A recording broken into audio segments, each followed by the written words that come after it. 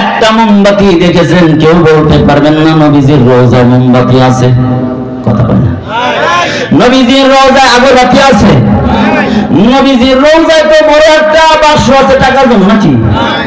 না, নবীজির যে সম্মানিত মানুষ পৃথিবীর জগতে নাই, অথচ নবীর রোজায় টাকার বাক্স নাই, নবীজির রোজায় দান বাক্স নাই, নবীজির রোজায় মোমবাতি নাই, আগরবাতি নাই।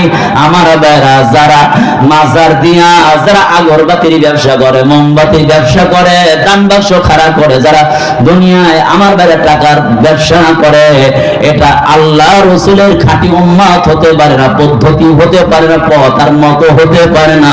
এটা স্বয়ং শয়তানের রাস্তা। চিল্লা বলেন ঠিক কিনা? কত হিফজখানা আছে, কত ইতিমরা আছে যার টাকার অভাবে খেতে পাচ্ছে না, পড়ার সুযোগ পাচ্ছে না।